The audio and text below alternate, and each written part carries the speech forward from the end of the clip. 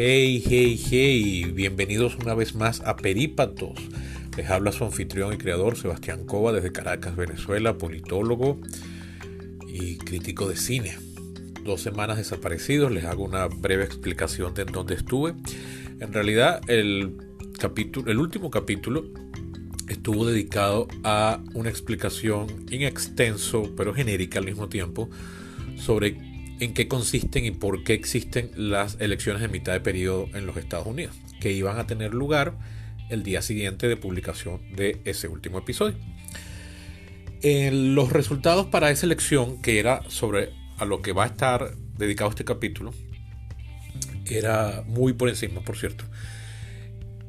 Tomó tiempo para que se diesen los resultados finales. De hecho, cuando estoy grabando esto, a más de 2 semanas, a 3 semanas de la elección, todavía hay resultados que no son definitivos. Pero de todas maneras ya sí se tiene una idea básica del resultado de las elecciones. Entonces, yo estuve esperando por espacio de más de una semana a que estuviesen los resultados. Para cuando se cumplió una semana de la elección todavía no se sabía qué partidos iban a controlar las cámaras del Congreso. Eso se supo después de una semana, o sea, como a los 10 días. Y el lunes pasado, que es cuando podría haber hecho este capítulo, yo no me encontraba en la mejor situación emocional. Me pasaron varias cosas malas ese fin de semana, ninguna trágica, ninguna realmente negativa, pero sí lo suficientemente chimbas para que en una persona que no está pasando por un buen momento sean inhibidoras de grabar cualquier capítulo. Yo pensé hacer un capítulo como ese que está por ahí, que sé que algunos han oído, pero no quería convertir eso en una costumbre, ¿no? Tampoco quiero abrirme tantas veces con esto que está siendo tan difícil. Pero bueno, ya de regreso puedo hacer por fin un capítulo dedicado a las midterms elections que tuvieron lugar el 8 de noviembre en los Estados Unidos. Sin más preámbulos, paso a comentar los resultados.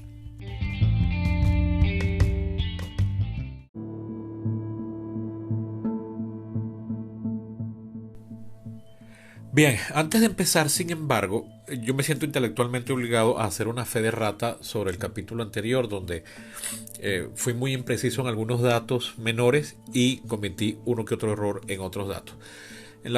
Cuando yo me refería a la población de California, dije que tenía entre 35 y 38 millones. Tiene 39 millones, es el estado más poblado del país, el tercero más extenso en extensión.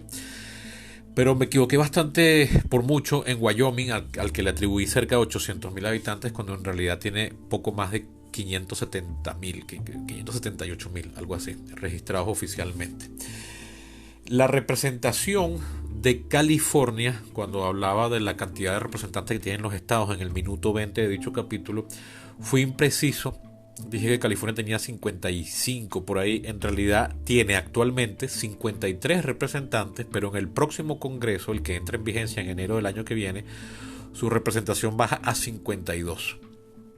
Es la primera vez en la historia de California como estado, es decir, medida desde 1850, que la delegación de representantes a la Cámara de California disminuye. Siempre había aumentado de forma aritmética. Mientras tanto, la de Texas es actualmente de 36 representantes. Luego, más adelante, en el minuto 38, me equivoqué cuando decía los periodos en los que los demócratas han controlado la Cámara de Representantes. Dije que los demócratas la habían controlado entre el 98 entre el 99 y el 2003, eso es correcto. Luego dije que la recuperan a partir de 2007, gracias a su triunfo en 2006. Y eso fue hasta 2011, debido a su derrota en 2010.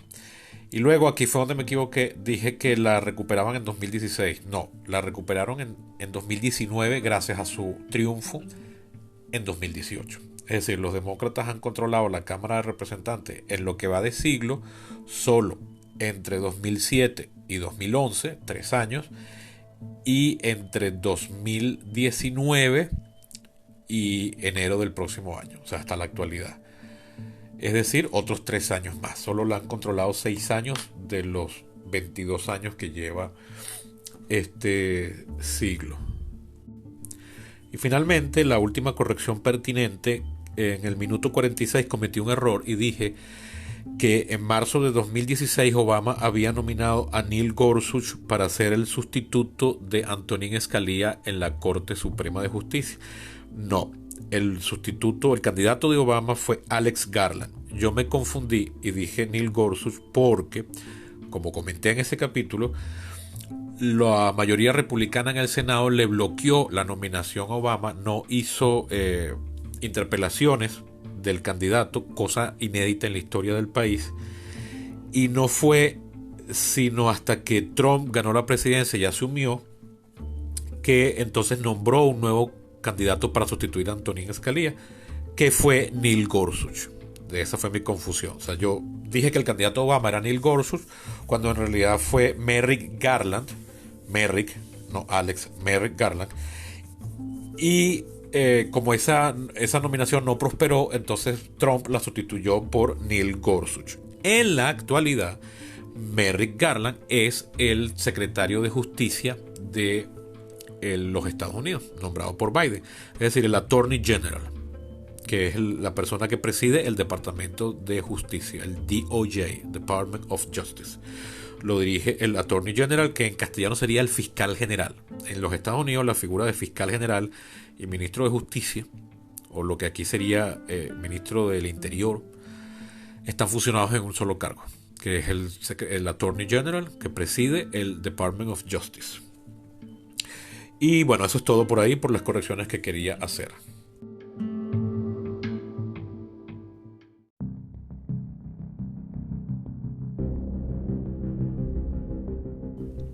Ahora sí, los resultados. Muy por encima, porque si doy demasiados detalles se vuelve ininteligible este podcast. Lo que hay que decir, que bueno, no estoy diciendo ya nada nuevo, porque todo el que ha seguido la lección de cerca ya sabe este comentario, es que no hubo la tan cacareada Red Wave o marea roja que se esperaba.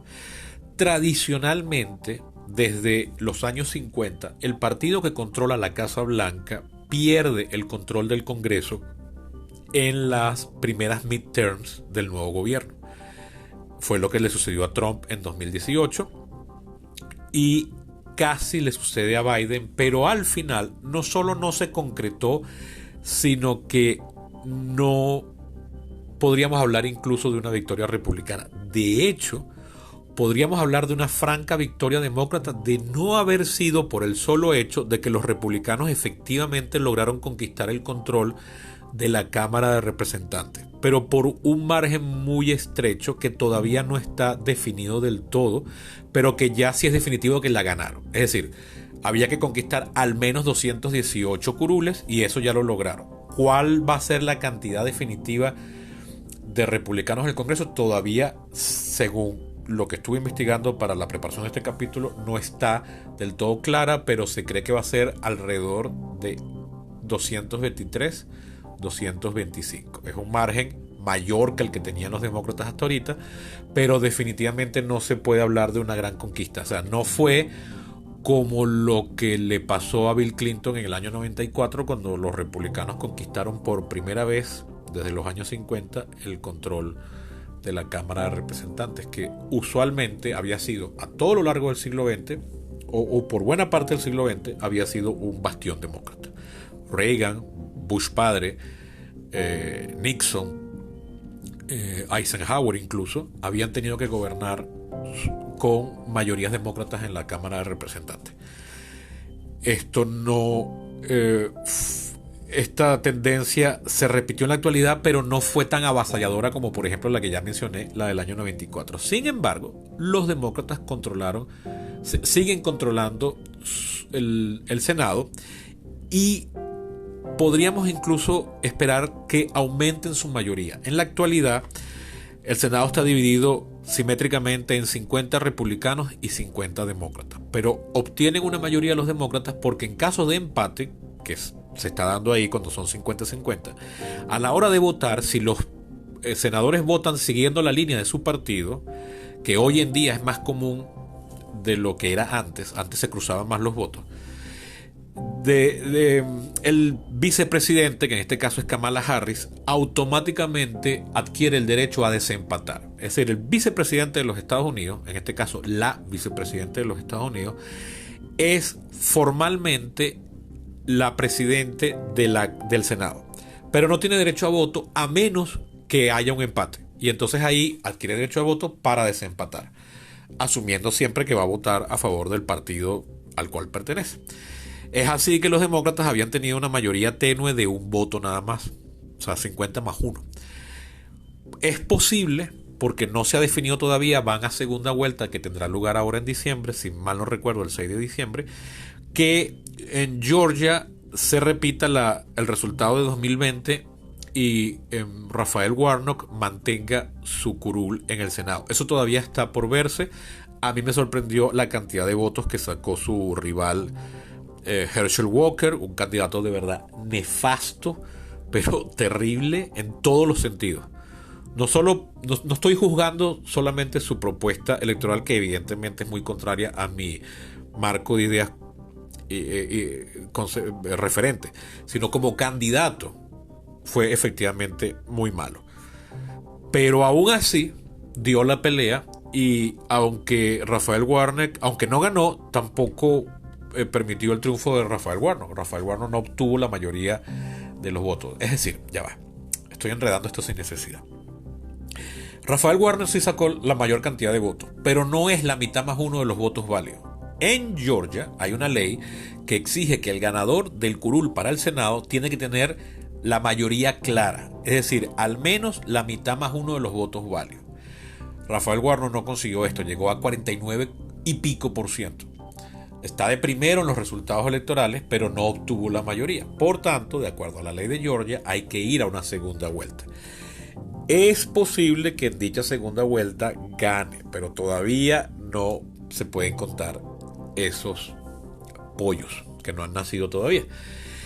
Sin embargo, aunque termine ganando Herschel Walker el curul del Senado, los demócratas van a mantener su tenue mayoría en el Senado, porque por otro lado conquistaron un curul en Pensilvania, donde se estaba retirando un senador republicano, Pat Toomey, y lo ganó dicho curul lo ganó el actual vicegobernador de dicho estado. En inglés no dicen vicegobernador, pese a que dicen vice president, no dicen vice governor, dicen lieutenant governor, es el lugarteniente gobernador, pero como eso en castellano no tiene sentido, no suena rarísimo, entonces lo llamo vicegobernador. El actual vicegobernador de Pensilvania ganó el curul, ganó la representación al Senado. Si Rafael Warnock mantiene su curul ahorita en diciembre, entonces los demócratas habrían aumentado su mayoría por un voto. Ya no habrá necesidad de que Kamala Harris vote, si seguimos asumiendo que los demócratas van a votar entubados, que no es seguro.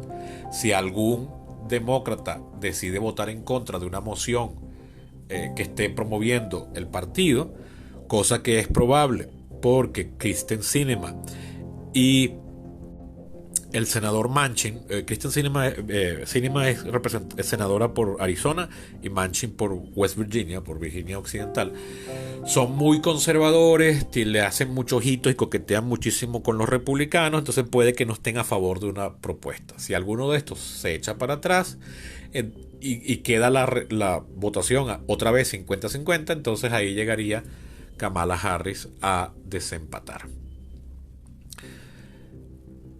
Sin embargo, ese resultado todavía tenemos que esperarlo hasta después del 6 de diciembre. Por tanto, los análisis sobre el Senado los voy a dejar para entonces. Nos vamos a quedar con la Cámara de Representantes. La primera noticia derivada de esto es que la actual Speaker of the House, que es el nombre que recibe la persona que es jefe de la Cámara de Representantes, Speaker of the House sería el vocero de la Cámara, Nancy Pelosi, representante por San Francisco, en California, que ha presidido a los demócratas, ha sido la jefa de, alternativamente, la mayoría o la minoría, o sea, ha sido la jefa de fracción de los demócratas desde 2005 en la Cámara de Representantes, tanto cuando fueron mayoría como cuando fueron minoría. Eso también inédito en la historia del país. No se había visto que alguien mantuviese la jefatura de fracción por práctica, por casi 20 años, por tal cantidad, por más de una década. Eso sí no había sucedido, por lo menos no en, en, en la política de los Estados Unidos posterior a la guerra mundial. Se retira finalmente, ella tiene 82, 83 años, recientemente su marido fue víctima de un ataque personal, se metió una persona en la casa con la intención expresa y explícita de matar a Nancy Pelosi o herirla gravemente. Ella no estaba, el que estaba era su esposo y lo atacó fue a él, le golpeó con un martillo en el cráneo, tuvieron que operarlo. Pero además, ya Nancy Pelosi tiene 80 y pico de años, o sea, va a tener 83 años en el siguiente congreso y además ya no va a ser la vocera de la mayoría, en este caso sería de la minoría, y entonces se retira. Todavía los demócratas no han escogido quién va a ser ahora el jefe o la jefe de fracción. Se han especulado algunos nombres, de todas maneras me los reservo porque no vienen a cuento, eso no va a ser definitivo todavía. Pero lo cierto es que Nancy Pelosi ya no va a estar presidiendo, siendo la jefa de los demócratas en la Cámara. Eso es significativo porque típica cosa, su control sobre la Cámara llegó a ser muy férreo sobre la facción demócrata, pero al mismo tiempo eso suele suceder al costo de coartar los nuevos liderazgos. Entonces un nuevo líder ahorita va a tener el problema de que todos esos demócratas en la Cámara se acostumbraron por casi 20 años a obedecer a Nancy Pelosi y acostumbrarse al estilo de liderazgo de Nancy Pelosi. Una nueva persona va a tener que construirse un liderazgo casi que de cero. Entonces, posiblemente su control no va a ser tan efectivo como el que llegó a desarrollar Pelosi en más de una década de práctica. Entonces, bueno, se pueden esperar dimisiones, dificultad para conseguir los votos, tanto a favor o en contra de alguna moción. Es evidente que los demócratas tienen una división al interior con la minoría muy activa de la extrema izquierda demócrata, cuya cara más representativa es la representante, valga la redundancia, Alexandra Ocasio-Cortez, que representa al Bronx de la ciudad de Nueva York, el famoso Borough del Bronx en la ciudad de Nueva York.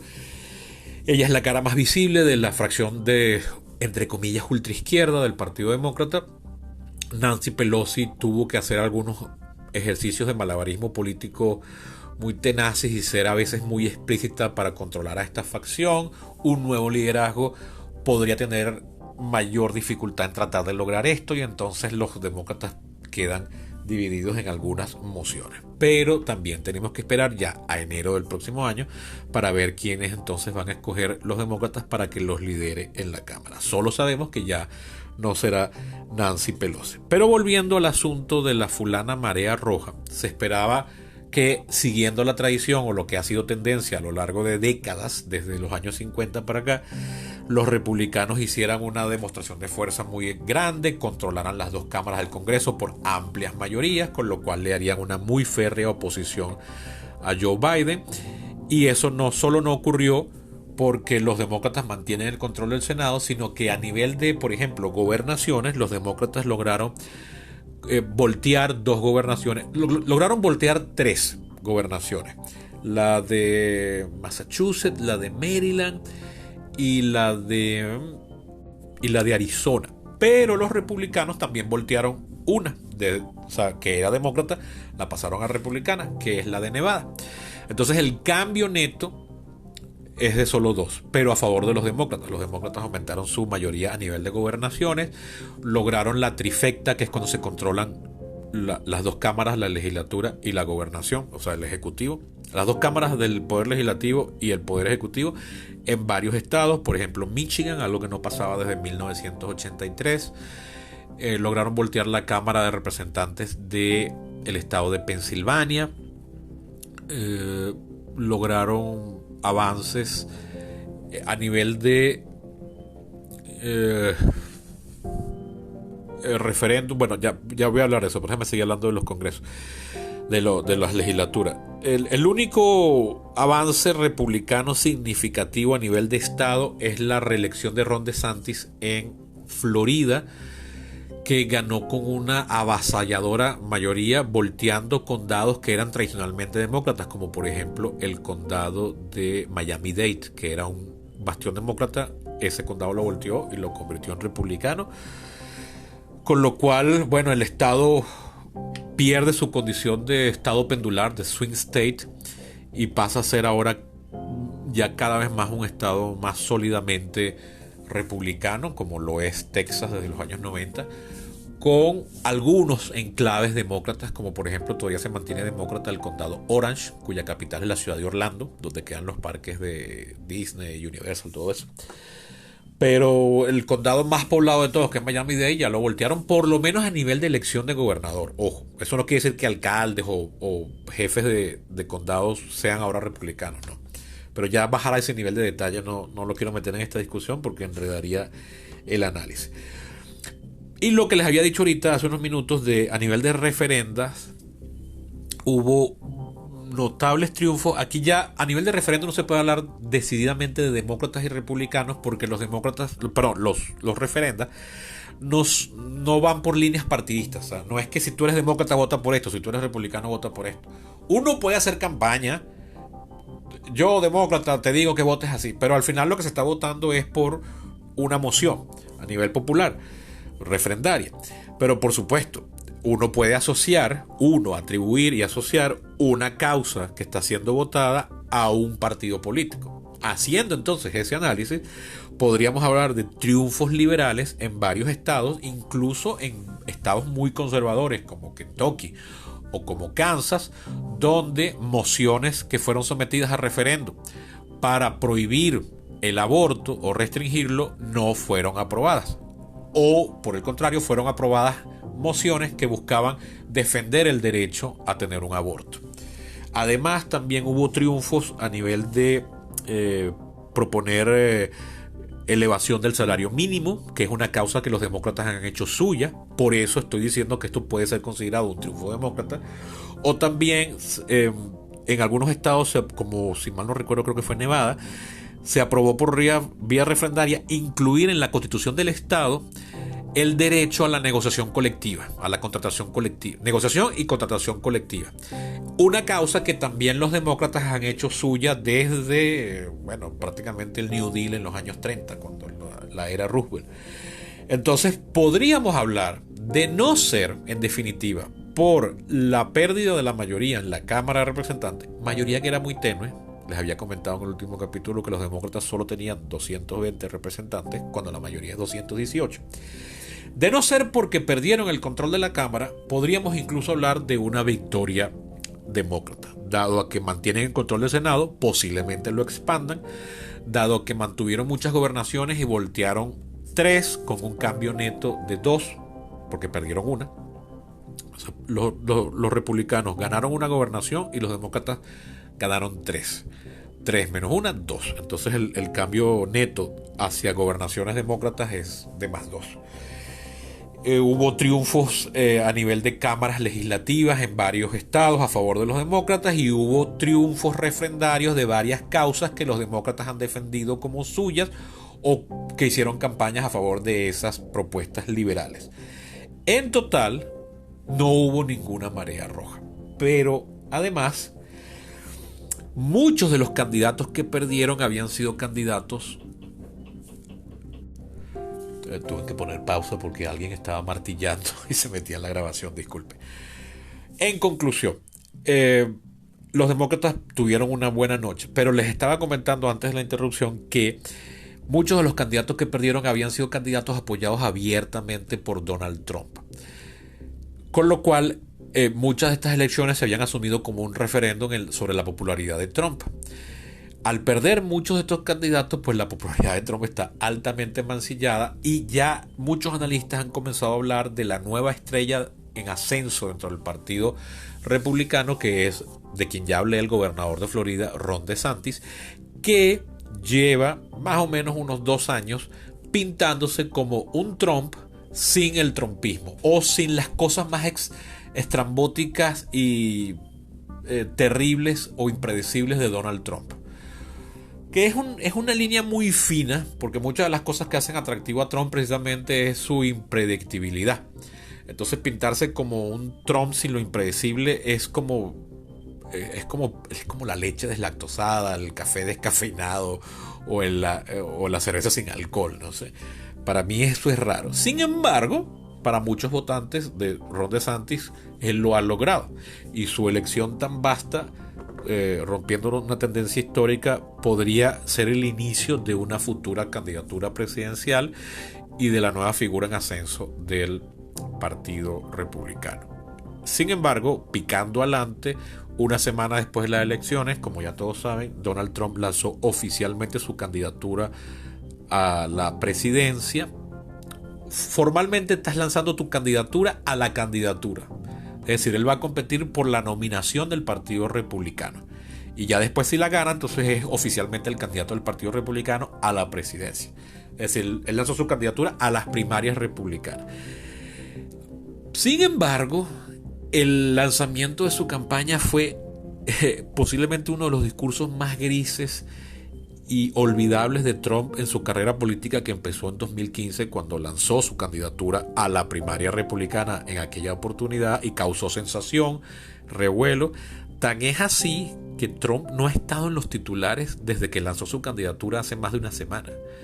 Ha sido de verdad muy impresionante eso, y posiblemente se deba a que muchos votantes ya lo ve como un bate quebrado. Y sobre todo, seguramente, mucho de la élite y del status quo del Partido Republicano, que nunca lo tragó bien y que ya definitivamente ve su aura carismática enormemente mancillada y reducida, con lo cual se sienten en la libertad de distanciarse de él, cosa que no habían podido lograr en el pasado, porque se alzó con el triunfo de la candidatura primero y luego de la presidencia.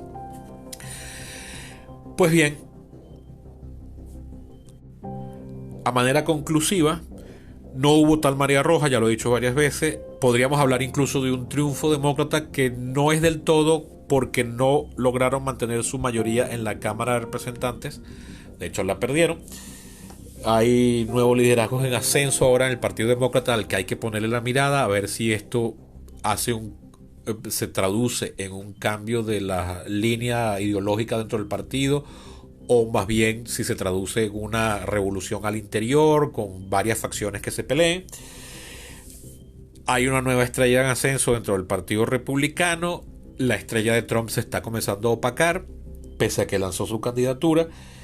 Y en términos generales, la ideología, si hablamos a nivel ideológico, mayoritaria en el panorama político de los Estados Unidos, ha vuelto a ser de tendencia liberal, que es lo que sería la izquierda en los Estados Unidos, y las tendencias negacionistas de los procesos democráticos se ha visto derrotada, y esto fue muy curioso.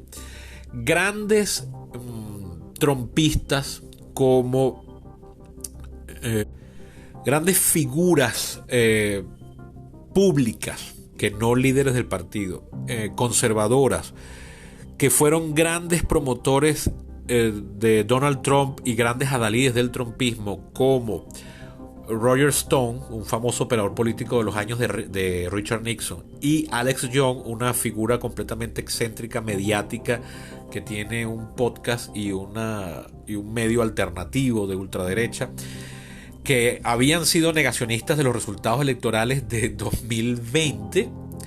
Curiosamente salieron a decir que la terrible derrota que habían sufrido los republicanos, es decir, con lo cual ya admiten que fue una derrota, había sido por culpa de estar diciendo que los resultados, que los procesos electorales democráticos no eran confiables, y que por tanto muchos votantes republicanos se habían abstenido de votar porque total pensaban que no valía la pena.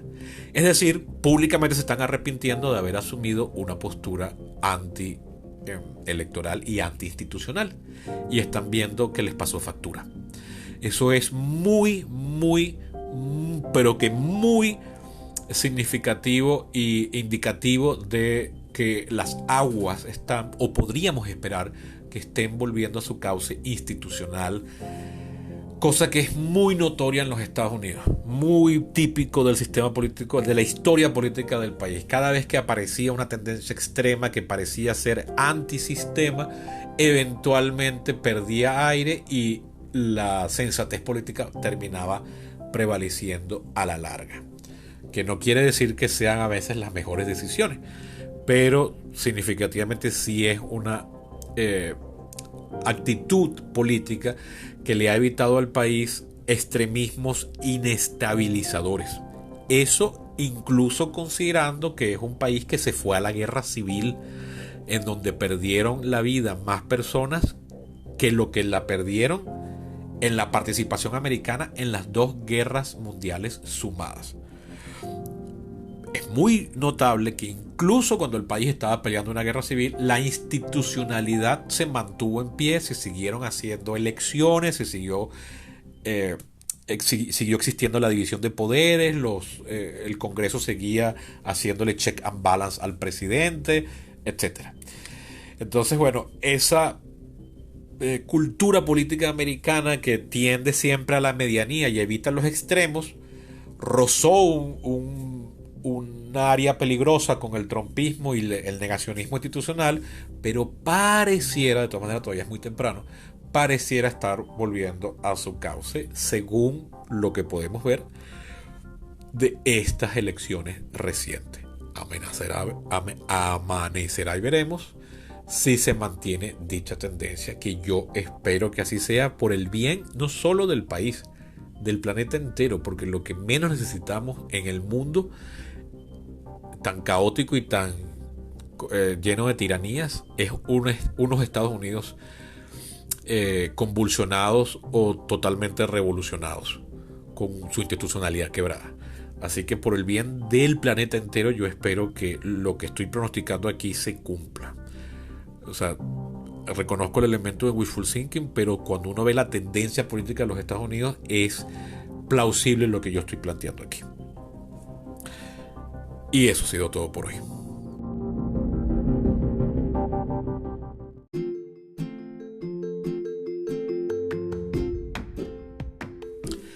Ajá, hemos llegado al final de este capítulo. Espero que el análisis les haya parecido de provecho. De todas maneras, a quienes siguen mi podcast muy de cerca y estaban esperando este análisis, realmente no les dije nada nuevo porque yo sé que ustedes se nutren por otros lados y están más bien escuchando lo mismo que ya tienen 2 semanas leyendo o escuchando por cualquier otro medio. De todas maneras, bueno, no quería dejar de hacer mi aporte, sobre todo que fue lo que propuse al final de la sección anterior. Y bueno, invitar al debate y al comentario. ¿Cómo pueden hacérmelo llegar? Por mis redes sociales, Eco23 en Facebook y Twitter, s.cova en Instagram. También los invito a que sean mecenas de este podcast, me ayuden a hacerlo viable económicamente. Fíjense, yo con lo que recaudo con este podcast me permite pagar el internet de la casa, que me cuesta exactamente promedio $25 mensuales. Y yo, gracias al aporte de ustedes, estoy recaudando como unos $32. O sea que me quedan ahí unos $6, $7 de margen para dárselos a todas las personas a las que le estoy debiendo, por las que le he pedido prestado. Bien, ¿cómo pueden ayudarme? Pues haciéndose mecenas visitando mi Patreon. Se escribe patreon.com/perípatos. Y si no me entendieron, váyanse aquí a la cajita de información que está en este capítulo y hacen clic en donde invito a visitar mi Patreon, y ahí podrán seguir las instrucciones para ser mecenas. Con solo $1 mensual me ayudan muchísimo, que es lo mínimo que les pido. Ustedes pueden donar mucho más, pero basta con $1, que sin embargo no es obligatorio para poder escuchar este podcast. Y si no quieren ayudar económicamente, pues también ayudan haciéndole llegar este capítulo a aquellas personas que creen que les pueda interesar, entretener o ser de alguna utilidad. Eso ha sido todo por hoy. Hasta la próxima.